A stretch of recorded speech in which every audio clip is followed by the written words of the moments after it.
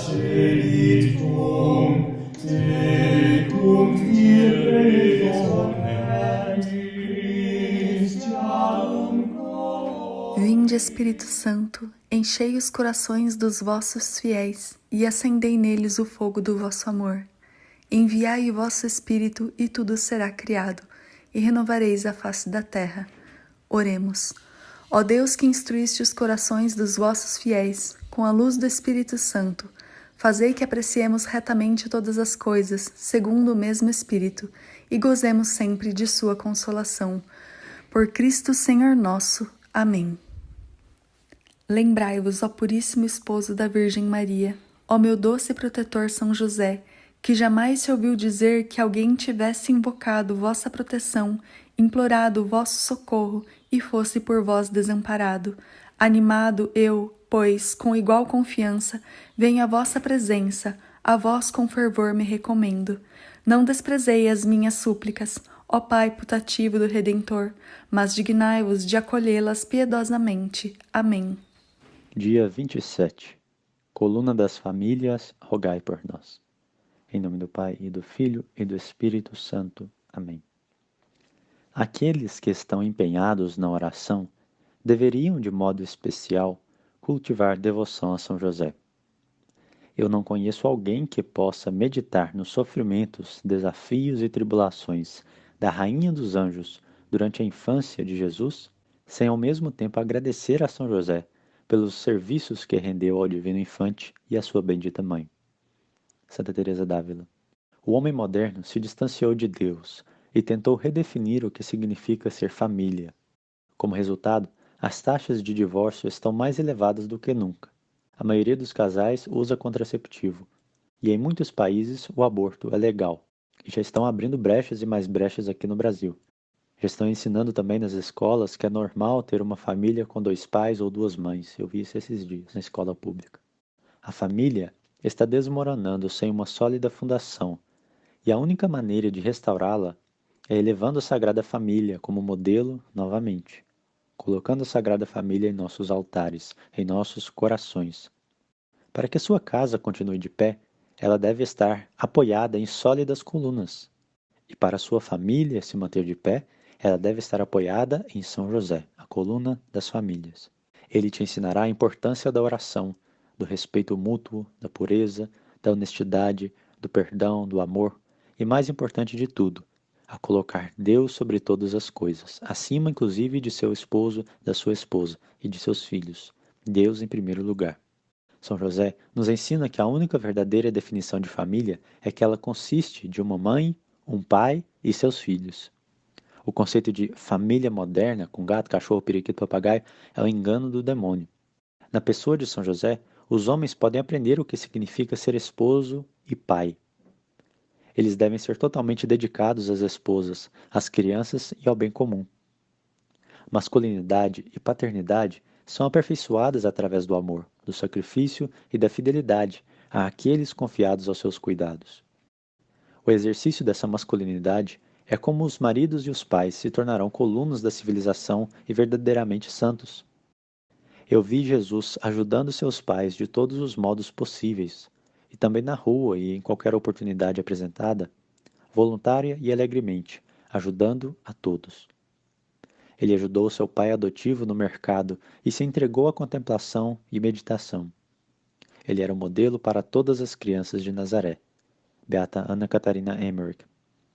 Testemunha silenciosa. Os evangelhos não registram uma única palavra de São José. Sua linguagem é o silêncio. Nós honramos São José como o homem que ensinou Jesus em sua humanidade a falar. Jesus falava com o mesmo sotaque, do mesmo modo que São José, pois um filho que não se parece com o pai levanta suspeita. E a missão de São José era ser esse véu que esconde a divindade de Jesus e a virgindade de Maria, até o tempo oportuno do seu ministério público. E todos ali realmente pensavam ser Jesus, o filho do carpinteiro. Apesar de não termos nenhuma palavra de São José no Evangelho, as ações falam muito mais alto que as palavras. De todos os homens que Deus poderia ter escolhido para ser o pai terreno de Jesus, ele escolheu o mais silencioso de todos. São José, apesar de ser o maior entre os santos, é o mais humilde e o mais escondido de todos. São Pedro, Julião e Mar. O silêncio e a humildade de São José são a fundação de sua grandeza.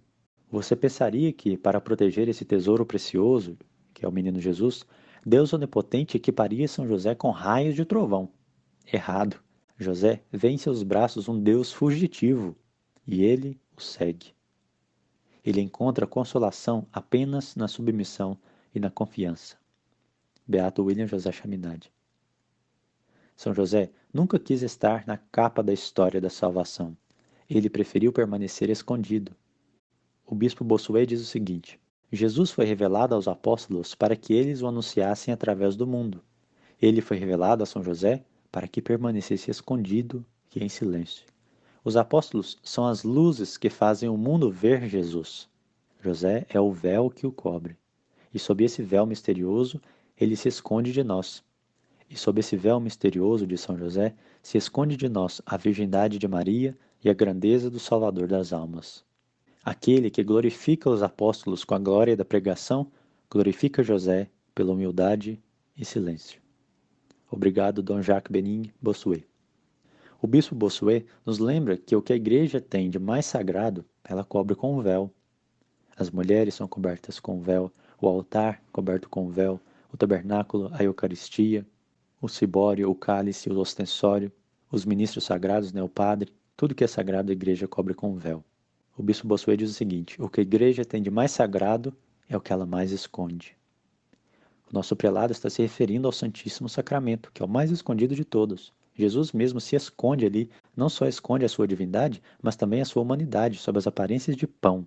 Mas é interessante notar que, assim como a exposição do Santíssimo Sacramento em procissões e adorações tem aumentado cada vez mais, ao mesmo tempo São José foi colocado à frente da igreja. Tanto é que esse ano de 2021 foi proclamado o ano de São José pelo Santo Padre.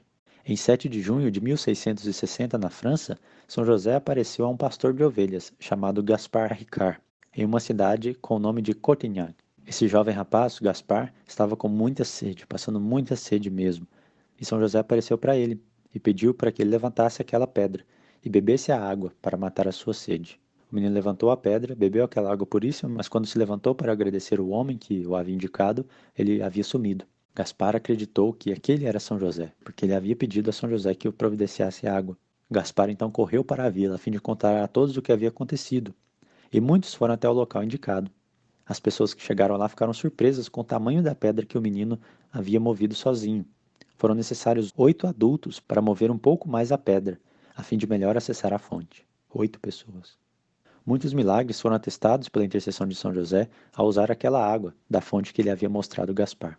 Tanto é que o rei Luís XIV ficou profundamente impressionado.